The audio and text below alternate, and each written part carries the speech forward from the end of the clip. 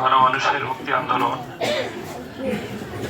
মজলুম মানুষের প্রিয় ঠিকানা বাংলাদেশ জামাত ইসলামী বাগমারা উত্তর ইউনিয়নের এই মনোহরপুর গ্রামে আজকের এই সর্দার বাড়িতে অনুষ্ঠিত মত বিনিময় সভায় উপস্থিত রয়েছেন বাংলাদেশ জামাত ইসলামীর কেন্দ্রীয় মজলিসের শুরার সদস্য, বাংলাদেশ ইসলামী ছাত্র শিবিরের সাবেক 2 বারের কেন্দ্রীয় সভাপতি, কুমিল্লা 10 লালমাই নাঙ্গলকোট আসনে জামাত মনোনীত আগামী নির্বাচনের সংসদ সদস্য পদপ্রার্থী জননেতা মাওলানা ইয়াসিন আরাফাত, উপস্থিত ইউনিয়ন নেতৃবৃন্দ, সম্মানিত মুরব্বিয়ানে কেরাম, তরুণ যুবক ভাইয়েরা, পর্দার আড়ালের মা এবং বোনেরা, আসসালামু আলাইকুম ওয়া রাহমাতুল্লাহ।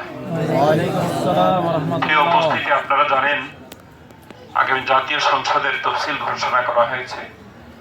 তফসিল ঘোষিত হয়েছে, এই মুহূর্তে কিছু বিধিনিষেধ রয়েছে, সব কথা বলা যাবে না, ভোট চাওয়া যাবে না, কিছু বিধিনিষেধ আছে, জানেন তো। আমরা আজকে এসেছি জাস্ট আপনাদের সাথে মত বিনিময় করার জন্য। মূল কথা আমাদের প্রধান অতিথি বলবেন, আমি দুটো কথা বলে শেষ করছি। প্রিয় উপস্থিতি, আমাদের বাংলাদেশ স্বাধীন হয়েছে অধিকারের কথা বলে, বৈষম্যহীনতার কথা বলে, ঠিক না ঠিক?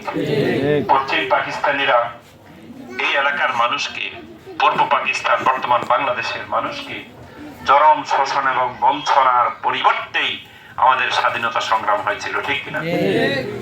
এই এলাকার মানুষকে, এই অঞ্চলের মানুষকে চাকরি বাকরি থেকে শুরু করে বিভিন্ন দিক থেকে বঞ্চিত রাখা হতো, বৈষম্য ছিল।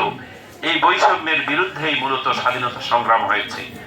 স্বাধীনতার 54 বছর পেরিয়ে 55 বছর শুরু হয়েছে। আসলে কি সত্যিকার অর্থে এই বৈষম্য দূর হয়েছে? আসলে কি সকল মানুষের অধিকার প্রতিষ্ঠিত হয়েছে? কারো যদি অধিকার প্রতিষ্ঠিত হয় আবার কারো লঙ্ঘিত হয়, ঠিক না ঠিক?